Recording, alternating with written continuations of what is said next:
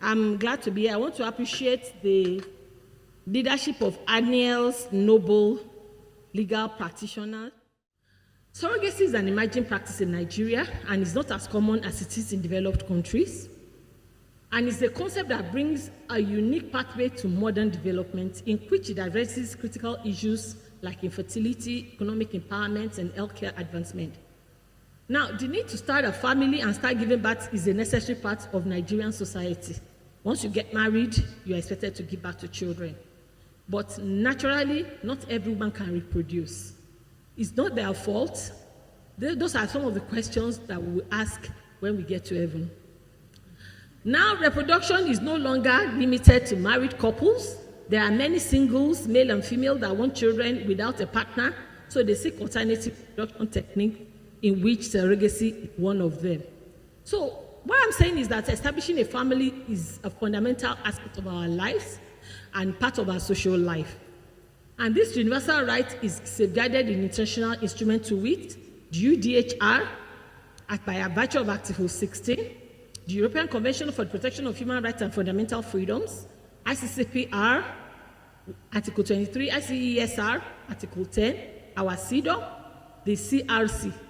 So if you say that all the other laws does not concern you, UDHR concerns you and CRC because they are part of our law, my Lord.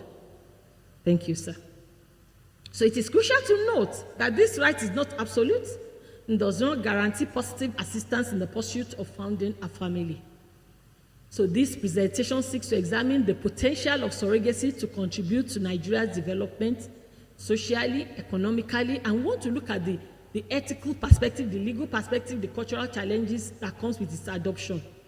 And we will also shed light on how this can create economic opportunities for women, how it will enhance our healthcare sector and foster legal reforms in Nigeria. And it will also focus on dual nature of surrogacy as a solution and a challenge. On one hand, it offers countless couples struggling with infertility and singles dying of a child, a source of income for surrogate mothers, and on the other hand, the absence of a robust legal framework. It is funny that just last week we had the National Abortion Colloquium, where the Permanent Secretary, Honorable Permanent Secretary, I think he was ably represented, and we're talking about the issue of unplanned pregnancies, unsafe abortion in Nigeria. And today we are not talking about surrogacy. Some people are having unplanned, some people are actually looking for, and that is the dynamics about life.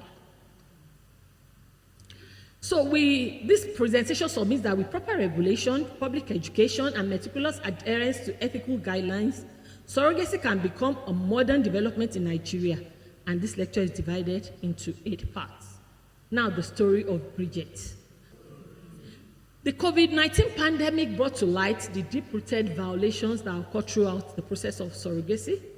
And in Europe, Ukraine is considered as the surrogacy capital, Ukraine where there is war. And there will be surrogates applied every day to carry children for payment. They are the ones looking for people that they want to carry children for. So when global travel ceased due to public health regulations, commissioning parties outside of the post-Soviet country were unable to retrieve the children they had commissioned. They had commissioned it, and they're supposed to go back and collect their children. So as of 2020, 100 babies already were stranded in birth facilities, cared for by nurses in a state of limbo. Authorities predicted that as many as 1,000 babies will be born before UK travel's ban for foreigners was lifted. And the babies became victims of a failed commercial business transaction. Not only the babies, but the would-be surrogates were also victims. So Bridget was already 4 years old when she was moved in 2021 into Surrogacy Children's Home in Ukrainian city of Zaporizhzhia, where she lived most of her life in the hospital where she was born. And the only mother she had known was a surrogate from Donetsk, a war-torn area known for low wages, food insecurity, volatile currencies, and large loss of life due to regional hostilities. As a matter of fact, Bridget was born prematurely at 25 weeks and weighed just over 800 grams, very tiny. Her twin did not survive. She was diagnosed with multiple disabilities, and the American couple who had commissioned her conception abandoned her. At 5 months, when Bridget was critically ill, they sent a letter asking her life support to be switched off. We will not take her to America. This baby is incurable, they said. Now, just think for a minute. If they were to give birth to that child by themselves, would they have done that? Just put it in the corner of your heart. Bridget's story is not an isolated instance. Multiple cases have emerged all over the world of babies being abandoned by commissioning parties when they do not meet with their expectations, perhaps because of disability, gender, mix-up relating to the baby's race or genetic makeup. Oh, this is too light. It doesn't look like us. Oh, this is too dark. I'm not an African. Oh, I want something like a mixed blood. By transforming a child into a commodity, they have become dehumanized and discarded if expectations are not met. Even when not abandoned, the child's interests are jeopardized, amongst other challenges, being denied access to their genetic information and family history. And it is not only the child who is manipulated for profit by the industry. There are several jurisprudential and ethical issues arising from surrogacy practice, and an attempt shall be made in this lecture to tackle the identifiable ones. When you look at the picture that I tried to concoct with AI, you see the surrogate and you see the things that are surrounding it. I still went ahead yesterday night to watch a movie on Netflix, Baby Farm. If you have your time, you may wish to watch it. And if you have your time too, you may wish to watch True Life documentary of Our Father. A medical doctor in America that used his own sperm to fertilize every patient in his hospital. Until date, they are still counting the numbers in their thousands. And incidentally, this man has autoimmune disease and is peculiar to all the children that he did. Even when you come with your sperm, he will go ahead to fertilize with his own sperm. There are issues. There are a lot of ethical issues. And at the end of the case, the long battle, he just paid a fine of $500. Such a shame.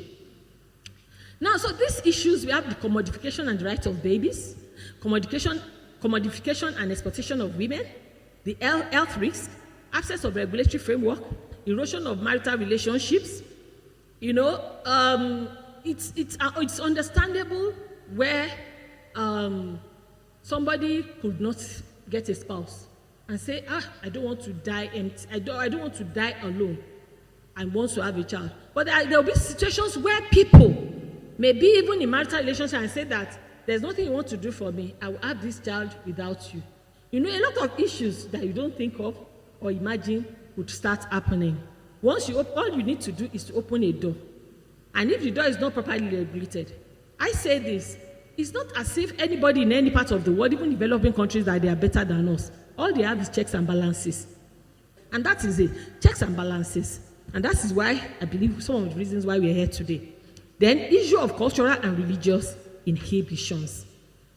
Then we'll examine all the arguments that of surrogacy in all its form as emerging form of reproductive exploitation and driver for human trafficking. Whether you accept it or not, when you look at it, it has some of these dynamics.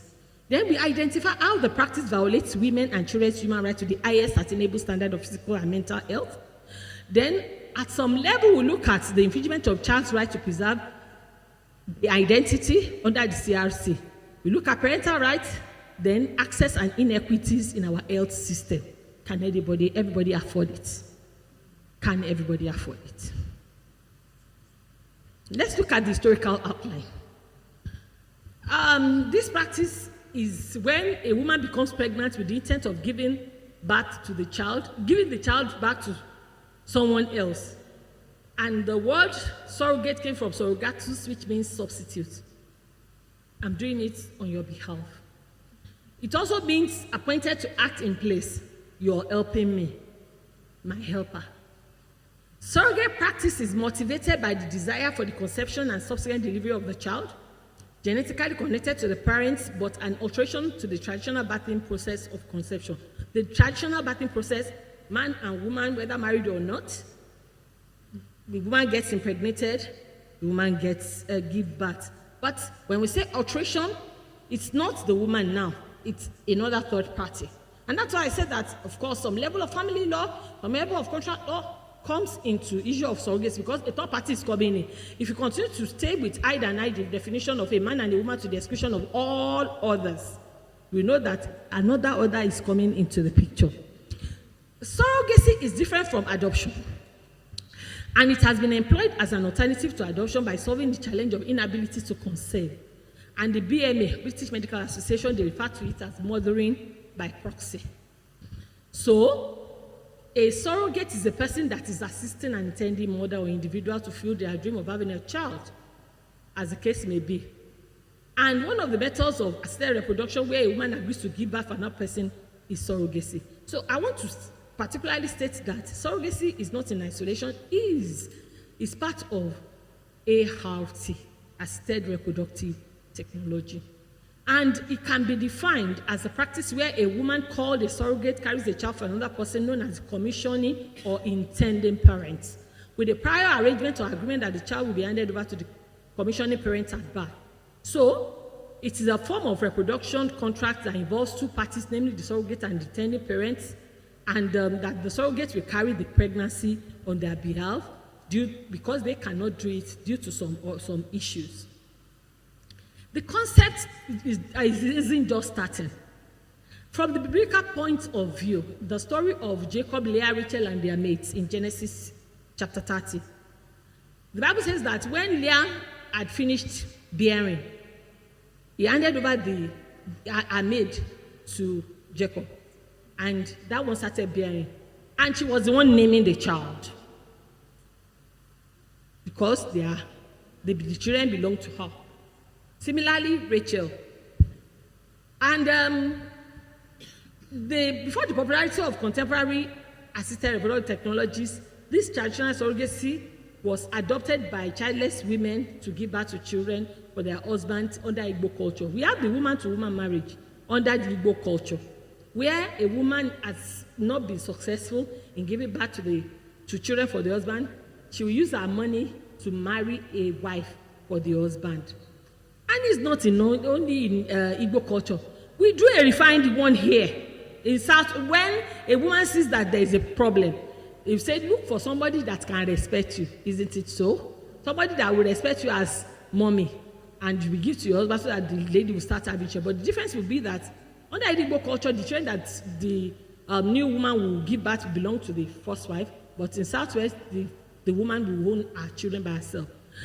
I personally may not completely consider the story of Sarah and Hagar as a perfect example of surrogacy, because Ishmael remained the child of Hagar. But it just shows that we are just not starting. It has been. We just want to improve on it.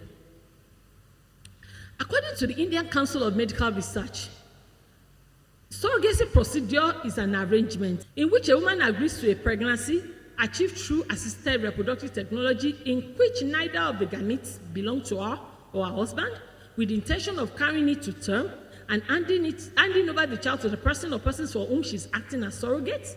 And a surrogate mother is a woman who agrees to have an embryo generated from the sperm of a man who is not her husband, and the oocyte from another woman implanted in her to carry the pregnancy to full term and deliver the child to its biological parents. Now, we have types of surrogacy. We have the traditional and the gestational. The gestational is called full surrogacy. Now, looking at the traditional, the surrogate mother contributes genetically to the conception of the baby by the fertilization of her own eggs through in vitro fertilization, and is known as special surrogacy, and is less popular because of the challenges, because a lot of emotional and legal complexities, and I will still mention this in the course of the lecture. Then the gestational, the surrogate would have no genetic relation with the baby, and the embryo is created via IVF using the eggs and sperm of the intended parents or donors. And this is the most common one, and because it reduces the issue of legal and emotional disputes. Now, I want to state categorically that traditional and gestational surrogacy arrangements can be further categorized according to the nature of agreements made. So we have what is called altruistic surrogacy, expenses only. Well, I can even put some circumstances where sisters help their sister, cousins help when family members do help as altruistic, because most of the time may not necessarily be for the money. but just to help a member of the family. Talking about altruistic, it describes an agreement in which the surrogate gives away the child upon birth without receiving a financial payment, although the pregnancy expenses which are claimed are often very extensive. Ladies and gentlemen, there are a lot of conundrum when we talk about the issue of surrogacy, and that is why I'm very happy that we are looking at this all-important concept today. Talking about commercial surrogacy, it describes an agreement in which the surrogate and the commissioning parties enter into a commercial contract that foresees payment for the surrogate in exchange for the carrying and delivering of the child. It is worthy of note that the first surrogacy case was drafted by a lawyer named Noel King in 1976, and it was for a traditional surrogacy where no financial compensation was given to the surrogate mother. And you see the evolution from the traditional to the gestational, then gradually the issue of money came into the picture, moved to commercial, then somehow the altruistic is below. So the first surrogate that was compensated for her services was Elizabeth Kane, and it was a traditional surrogacy agreement. The first successful gestational surrogacy, the mother not genetically related, was carried out in 1985 in the United States of America. And this case involved an agreement where that woman, Elizabeth Kane, a pseudonym for Ellen Beasley, agreed to carry a child for another couple. She carried the child, she gave birth to the child, and she was paid $10,000. And that was the very first documented paid contract.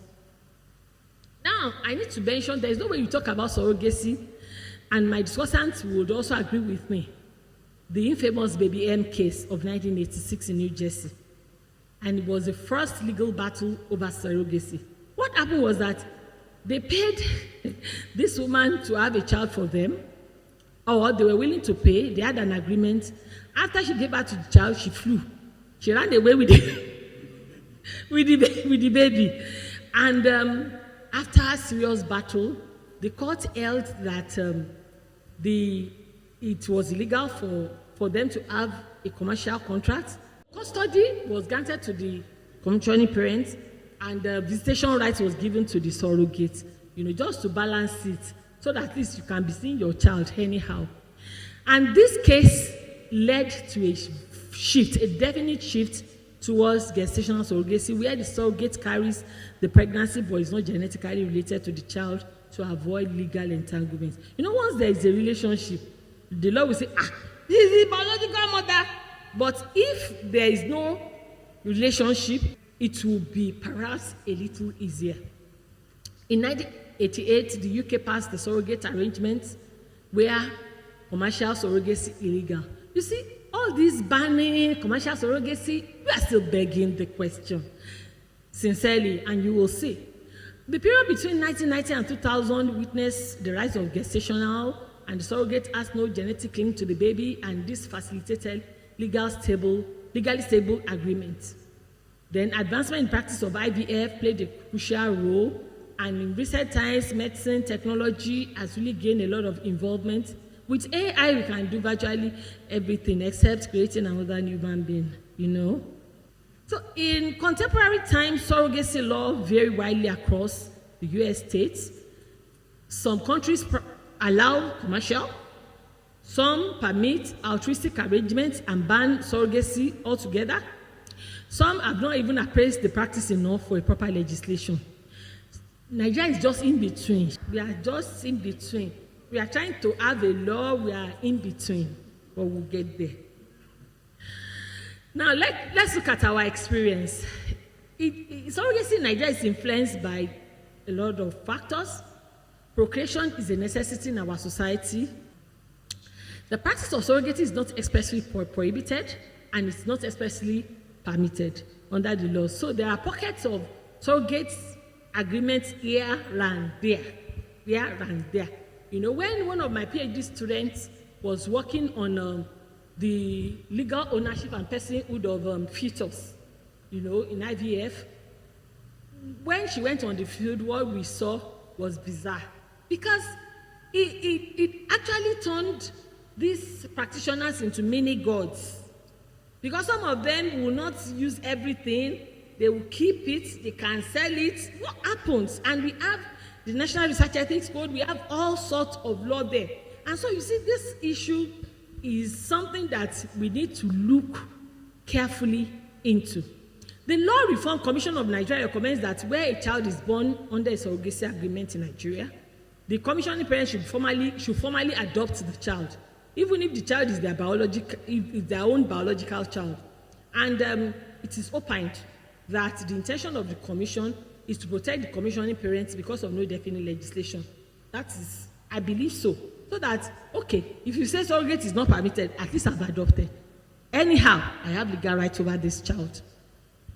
So when we're talking about surrogacy and parental rights, there are up to 6 adults or possible more that can claim parental rights. Genetic mother that brought out our ovum, the genetic father that donated the sperm, the gestational mother who carried the child in the womb and gives birth, the husband of the gestational mother who in many legal systems is presumed to be the legal father, one of the more commissioning parties. Even in homosexual relationship, they too, they are open to this. And in polyamorous groups, when I mean by polyamorous, there are some countries and communities where they allow group relationship, that group marriages, you know, you can enter the room of whichever. So there's an understanding, you know. We have not reached that level in Nigeria. Infertility and surrogacy. Now, that monster is why we have this. Because if there was no that, there will be no this. So according to World Health Organization, infertility is a disease of the male and female reproductive system, defined by the failure to achieve a pregnancy after 12 months or more of regular unprotected sexual intercourse. It affects millions of people reproductive age worldwide, and about 48 million couples, and 186 million individuals live with infertility globally. Some unexplainable. They will say, oh, they have tested the husband and the wife, there's nothing wrong, and yet they cannot give themselves children. It can be primary, it can be secondary. Primary is when they have never achieved pregnancy. And secondary is when maybe they have had one, maybe miscarriage or whatever. Now, fertility care, the prevention, diagnosis, and treatment of infertility. And we need to also mention the issue of equal and equitable access to fertility care, which remains a challenge in low-income countries like ours, and is rarely prioritized in the National Universal Health Coverage Benefits Package. You will never see it there. It's not something that we imagine. So, every human being, according to the law, Article 12 of ICESR, says that we have the right to enjoy highest attainable standard of physical and mental health, and we have the right to decide the number, the timing, and spacing of our children. And so, you see, we have this right on one side, but another thing is fighting with this right. So infertility can negate the realization of this essential human right. And so in addressing infertility, it is important so that couples can realize their dreams of having a family and children. Inequities, disparities in access to fertility care services adversely affect the poor, the unmarried, uneducated, unemployed, and other marginalized population. So addressing infertility can also mitigate gender inequality. Although both women and women experience infertility, but of course, the spotlight is always on women. Infertility is an issue that we should carefully look into, to take care of. You know, nowadays, malaria is not something that should ordinarily kill, but it still kills. So the truth of the matter is that until we start seeing infertility as a sickness that needs urgent treatment, then we'll have this issue. Because it has significant social impact on infertile couple, it can lead to violence, divorce, social stigma, emotional stress, mental health issues, low self-esteem, and what have you. So availability, access, and quality of intervention to address infertility remains a challenge. And diagnosis and treatment of infertility is often not prioritized. I've said that. Now, assisted reproductive technologies have been available for more than 3 decades, with more than 5 million children born worldwide from it. These technologies are still largely unavailable, inaccessible, and unaffordable in many parts of the world. How many people can afford IVF in Nigeria? We have to be altruistic to ourselves in this matter. How many people? It's now for the rich. Because when you say that, oh, everyone should be able to have their own children now. Something is currently trending here and there, just like she was strolling on the streets of Instagram. I was strolling on the street of X the other day, and people were talking about Jaisim that granted an interview with Omolade O. And when I saw the clip of the interview before it started, before it became a topical issue, my question was that, what happened to adoption? Why is this woman say my mother at the age of 60? There was a disconnect, but I've learned in Nigeria that if you want to be normal, you have to be abnormal. In the sense that just ignore. There are several issues. Now we are talking about it. Even adoption used to be something else. People will be like, Olomola, don't bring a bastard into this house. Now we are talking about surrogacy. They will say that it is where your knowledge ends. That's where the knowledge of another person starts from. So, and that is why we need to come together like this to reason together. Yes, ART have intensified hope, but I think that looking at surrogacy, it has indeed really helped. Every human being has the right to enjoy highest attainable standard of life. I mentioned that according to the World Health Organization Constitution. So you have a right. If practicing is negating this right, how can we fulfill this right? We have to tackle this issue of infertility. Let's look at what the law says, whether law is supportive or not. Huge efforts are happening around the world as regards development of laws and policies to meet the demands of citizens. The reality in Nigeria is that there is an urgent need to develop and improve Nigerian family law to accommodate the demands of modern family in terms of harmonization of our laws, accommodation of complex family setup, issue of ART and surrogacy. We are having seriously complex family setup, and it will continue. That is the truth of the matter. In Africa already we have complex family setup. The brother, cousins, auntie, describing my second cousin, my fourth cousin, and you see. So the practice of surrogacy can cover some of these aspects. The issue of contracts, when we talk about the surrogacy contracts, the issue of family law, medical law, reproductive and sexual health law, and the issue of human rights.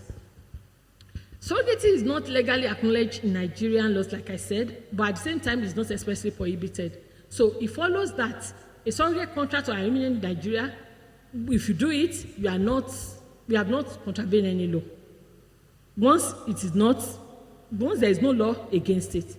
Issues, however, come up as regards parental rights of the intending parents, the rights and protection of the child, as well as the contractual rights and duties of parties to the surrogate agreement. You see, when you talk about assignment of choices in action, until when you buy that shares, you don't see it with your eyes. You part with your money, but you don't see it with your eyes. But when you want to sell it and your money comes out, that's when it becomes a reality. Is that not the truth? So when Jobo has not matured, we assume that there is no problem. So when the problem matures, that's when we realize that the issue, there's an issue. What does the Constitution say? How does it relate to surrogacy practice? Section 33 talks about right to life, and we know that when we talk about right to life, we talk about survival, we talk about development, yes or no? Because you can't say I have life without having development, without having survival. And that's why we always say that somehow right to health and right to life must work together. And African Charter in our Constitution has helped us to bring in right to life. Section 34 talks about dignity. There's a lot of issue on dignity of human person when we talk about surrogacy. Some people will not even want to say it boldly. And that was why that person that does not know that he does not know that he does not know was saying on social media that somebody had a child through surrogacy. And so, is that child? Then Section 37 talks about privacy and family life. And this, when we extend this right, talks about our autonomy. You can determine what you do with your body. Autonomy. So if somebody wants to be a surrogate, so be it. Then surrogacy practice has some issues, has some things to do with Marriage Act, because when you look at marriage laws, especially statutory marriage, it defines marriage as unit of a man, a woman, to the exclusion of all others. There's a third party coming in to have child for you when we talk about surrogacy. Then MCA talks about issue of marriage, divorce, adoption, and other incidents. Somehow, because of what the Law Reform Commission has said, the issue of adoption under MCA still comes in. Talking about Child's Rights Act, it provides for the protection of children and recognizes the right of to identity for children and best interest of a child. So, and it also talks about the issue of adoption and custody. So, Child Rights Act is also a legal framework that we need to look into.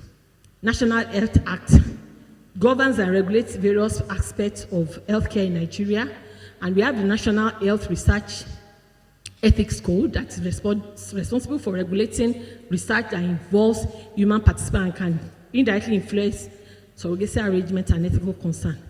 And there's currently a bill to amend this act, which is the National Health Amendment Bill. Now, talking about Surrogacy Bill of 2024. Just about 6 months ago, the bill passed through the second stage of reading at the House of Rep. The bill seeking to establish the Nigerian Surrogacy Regulatory Commission for monitoring and supervising of surrogacy arrangement in Nigeria. I want to say sincerely, it's a giant leap. Sincerely, it's a giant, for Nigeria, it's a giant leap. And the bill aims to provide for the registration, regulation, monitoring of surrogacy agencies in Nigeria and related matters. And the sponsor, Ayodeji Alawakala, stated that the bill seeks to regulate and evaluate surrogacy in Nigeria to ensure that medical and health laws are not violated. He added that it will protect those seeking to overcome infertility. You see what I'm saying? And he highlighted that a black market has emerged within the system that takes advantage of the needs of expectant parents and exploits them. When somebody enlists to get a baby through the Ministry of Social Welfare, and people lack patience, they want to cut corners, they see a way they can buy, they will just go and buy. That is people think that they can do anything with their money, unfortunately, and it's based on a value system.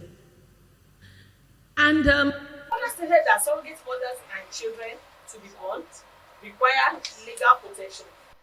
He has brought in Nigeria Surrogacy Regulatory Commission, the NCRC, and this body corporate has perpetual succession and will be responsible for establishing and maintaining a surrogate registry. This is very important. And the registry will be in FCT and in every state of the federation. It will oversee matters related to surrogacy in Nigeria. It will advise minister on policies and regulations governing surrogacy, and proposes a penalty of $1 million or term of imprisonment not exceeding 5 years when anybody goes against it or operates, an agency operates without being licensed under NCRC. Now, on commercial surrogacy, the bill seeks to prohibit it, and that there should be no payment, benefit, or consideration in exchange for surrogate arrangement. Failure to adhere to this provision carries it a sanction. Going contrary to the provision of illegality, however, this represents a challenge, as some women may be reluctant to act as surrogate due to anticipated expenses. Then, talking about eligibility for surrogacy, the bill is to the effect that only persons eligible for surrogacy in Nigeria are persons who have been medically certified as unable to conceive or carry a child to term, whether they are married couples or single person. You see this one, it will open up a lot of avalanche of bribery and corruption, because people will settle to have their way. Then, talking about the minimum age, it's prescribed 21 years, and gestational surrogacy involves surrogate becoming pregnant through a process called IVF. Good. Talks about the consent of the parties. The agreement should be in writing and signed, and it should be registered by NSRC. I hope they will not use bureaucracy to finish with when they are waiting for registration. Then there should be a medical evaluation to see the medical status and psychological evaluation of the suitability of the person that wants to do it. Then the bill makes it mandatory for them to notarize the document. And the bill intends to also serve as evidence that parties consent to the arrangement and they understand the terms and conditions. Now, I did a small analysis of Nigerian surrogacy bill and UK surrogacy laws. As a matter of fact, UK, they have two. They have the Surrogacy Arrangement Act, SAA of 1985, and there is the HREA of the 1990s. But let's take it one after the other. The first one, the SAA, is a piece of legislation in UK that regulates surrogacy agreements. It's popularly known for its provision for the unenforceability of surrogacy arrangements. So the Act provides that no surrogacy arrangement is enforceable by or against any person making it. First, even where the parties agree to certain terms, the terms cannot be legally compelled or enforced by the court. And the Act prohibits any commercial arrangement related to surrogacy. In essence, no person can make negotiation on a commercial basis. Then it also prohibits any form of advertisement that suggests that a person may be willing to arrange or facilitate a surrogacy arrangement. Then their second law is the Human Fertilization Embryology Act of 2008. It's the second piece of legislation on surrogacy in the United Kingdom. And this HFEA 2008 seeks to ensure that the regulation of assisted reproduction and embryo research is fully up to date with scientific advancement and evolving societal values. And it amended the former one of 1990s and maintains the Human Fertilization Embryology Authority as the body responsible for implementing the Act. And the Act outlines the eligibility criteria and process for obtaining a parental order that transfers parental rights from a surrogate, for instance, to the intended parent. And these sections balance the right of the surrogate who must consent to the order and intended parents who wish to establish legal relationship. Now, when we look at the two, the UK side and our side, there are some similarities like prohibition of surrogacy. The exception under SAA is that it shall not be an offense for a surrogate mother to engage in commercial surrogacy. They say it will not be an offense, but it prohibits it anyway. Then the difference is, while the Surrogacy Arrangements Act especially provides that any surrogacy arrangement entered into in UK is unenforceable, there is no such in our own bill. And the bill rather made provisions that will ensure that a surrogacy arrangement must be in writing and with informed consent and must be registered. So pursuant to the HFEA 2008 in UK, a parental order must be obtained by the intending parent. We don't have such provision in our own SRC bill. And consequently, this provision in the bill may translate to mean that there is no requirement for such parental order in Nigerian jurisdiction once the provision of the law, especially with respect to the arrangement, is complied with by all parties. So you don't need to go to court again to look for parental order. Now, talking about our own bill, it introduces much needed legal framework for surrogacy. It's a good place to start in Nigeria, and it aims to safeguard the rights of all parties involved. It's a welcome development in Nigeria with respect to the practice of family law. And for an extended period, there have been recommendations by professionals on to have a comprehensive legislation on surrogacy and to address certain legal, ethical, medical issues surrounding surrogacy in Nigeria. Now, let's revisit the story of Bridget in analyzing our ethical issues. Right to identity for the child. What is your name? My name is Adewale Sekinat. Where are you from? I am from Ibadan. Where in Ibadan? Okeofa, Atipe. My mom is actually from Oyo Town. I'm just giving you something that I'm thinking of. The child has an identity with Nigeria, yes or no? And the family lineage is traceable. So when we talk about surrogacy, where we have anonymous donors and they give birth to the child, yes, we have the parents, but the identity may be lost. We have to be critical about this issue. Think about it. Now, it is not everybody's head that will be correct. It is not an abuse. For example, they say in Ibadan, they don't abuse, they ask questions. So when we look at the issue of commodification of child and surrogates, not everybody will be altruistic. Some people will actually want to buy, they don't want to wait. Yes or no? So there is a conundrum. There's something that we need to look into. We want to ban commercial surrogacy and the issue of compensation. Is it possible? Now, the issue of regulation of surrogacy through a farm legal framework, yes, we can regulate it. Exploitation and abuse of surrogacy or surrogate mother might not be inevitable, yes or no? So there's a conundrum. There is poor healthcare infrastructure. There is little awareness about this. Then insurance policies are not covering surrogacy-related expenses. We have cultural and religious resistance. Article 8, I've mentioned that, talks about rights of a child to preserve their identity. Now, let's quickly look at the future of surrogacy as a pathway for modern development, as a way forward. As this practice is gaining recognition, we need to put some things in place to forge a path to development. We need to address infertility and improve family well-being. And that is why we need a lot of money in the health sector.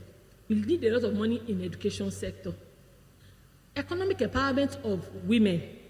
Then growth of the health sector. The more we develop these aspects of our law and of our medical practice, the more we improve on our health sector. You know, we know a lot of things are going on in Nigeria. A lot of important operations are going on that our medical experts are doing. It will continue to improve. Legal reforms and improve regulation. Once we do this, it will improve our legal standing. So this practice is at a turning point, conclusively. While demand is growing, legal and ethical issues must be addressed. If we adopt clear regulations, we will emerge as a leading hub for protecting the rights of parties involved. Reproduction is an essential part of the Nigerian family system. It is hereby submitted that there is a gap regarding surrogacy laws in Nigeria and the need for policy recommendation to provide the necessary legal framework. And this also submits that surrogacy has the potential to contribute significantly to Nigeria's development by addressing infertility, empowering women, boosting the healthcare sector, and driving legal reforms. It is important to note that, indeed, surrogacy could be a pathway to modern development and must address challenges associated with it through proper regulation. And this, when it is done, will help us to harness the benefits of surrogacy. It is important to state that it is a laudable development, the bill itself.